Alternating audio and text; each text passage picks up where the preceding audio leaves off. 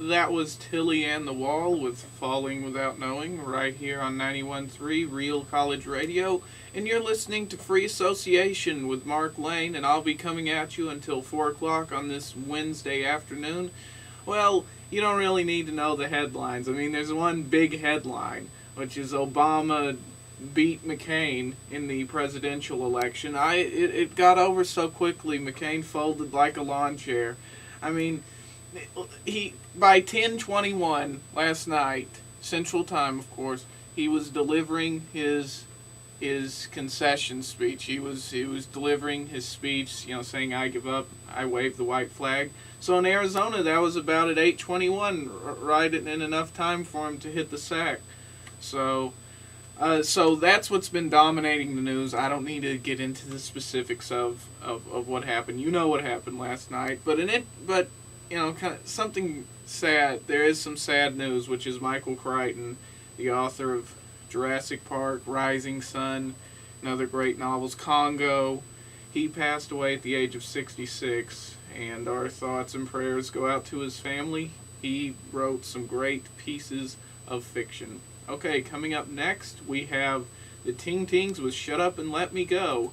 And remember, you can give me a call at 918-343-7913 to make a request.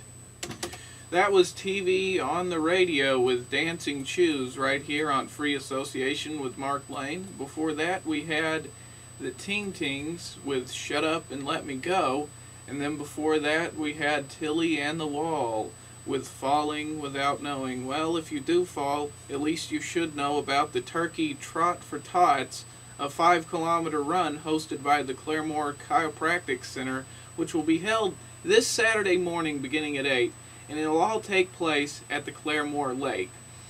There's an entry fee of $15, with all proceeds going to support CASA, a national program that provides abused or neglected children with a safe and healthy environment. Door prizes and refreshments will be served. For more information, call 341-6535. And I hope the weather this Saturday is as good as it was last Saturday. We had pretty schizoid weather last week. It was cold right in the middle, and I was considering calling the gas company to come and turn on my heat. Then by the weekend, it started to get hot again, and you had to wear short sleeves.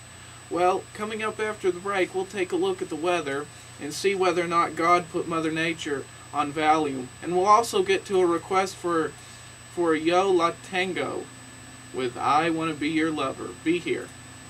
Real College Radio.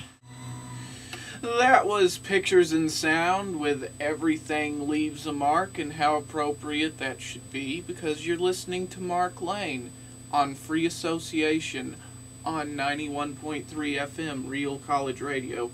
Alright, you know how I like to run a show, and I promised it to you. I said it at the beginning of the next hour, we're going to have a joke, and by golly, it's joke time. Here we go. Two guys, an old timer and a young guy, are pushing their carts around at one of those big, huge lumberyard hardware stores. And when their carts collide, the old timer says to the young guy, "Sorry about that. I'm looking for my wife, and I guess I wasn't paying attention to where I was going." The young guy says, "That's okay. It's a coincidence. I'm looking for my wife too. I can't find her, and I'm getting a little desperate." The old guy says, "Well, maybe we can help each other out. What does your wife look like?" The young guy says, "Well, she's 24 years old, tall, with blonde hair, big blue eyes, nubile, and she's wearing tight white shorts, a halter top. What does your wife look like?" The old timer says, "Doesn't matter. Let's look for yours." All right, here we have the French Kicks. The French Kicks with Abandon. Don't abandon us, and don't abandon the request line, 918-343-7913.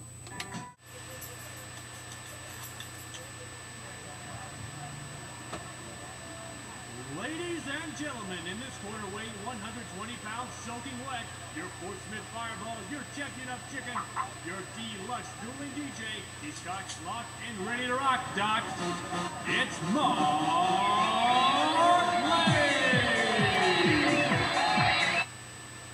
Alright, on today's episode, I'm going to talk about what I did on Halloween. While most people were dealing with ghosts, black cats, and poltergeists, I was dealing with bugs during my during the afternoon before, during Halloween afternoon.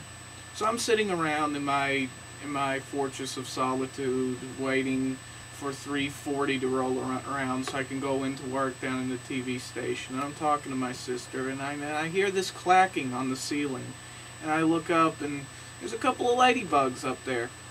Okay, I'd been having this problem earlier, so, I kill a couple of ladybugs, and then as I'm talking to my sister, I notice there's more ladybugs coming in through, like, the walls and everything, and there's ladybugs up near the fireplace. It's crazy. They're infesting my house. Well, then I start to hear a couple of buzzes. You know what I mean? Yeah, then I notice I have some wasps in my kitchen as well. So I get off the phone with my sister. I kill the wasps, and then I'm still perplexed with the ladybug situation. So I go over to my landlords and ask, what's going on with the ladybugs and the wasps? Is there some hole in my defenses that I don't know about, that you didn't tell me about, that I need to spray? What's going on there? And then the wife pipes up. She says, "Oh, don't kill the ladybugs. They're great for your garden." I could care less. When I signed the rent agreement, it said 1 occupant only, no pets. That means everything else in my house has to die. So I try to make sure there aren't going to be any more wasps invading my house. I get some wasp spray. I mean, all around my house, the wasps were it looked like there was an infestation, and they were just trying to get in my house. Every window, everywhere, they were trying to fly in, and there was a variety of wasps there. I didn't know the convention was meeting this year at my place. So when I come home that night at about midnight, thankfully there weren't any more bug problems. This concludes another installment of Mark Lane Versus. Tune in next week for more exciting action, adventure, and romance. The views and opinions expressed by Mark Lane do not necessarily reflect the opinions held by this station. Mark Lane does not actually support the use of physical violence as a means of problem solving. No animals were actually harmed during the making of this broadcast.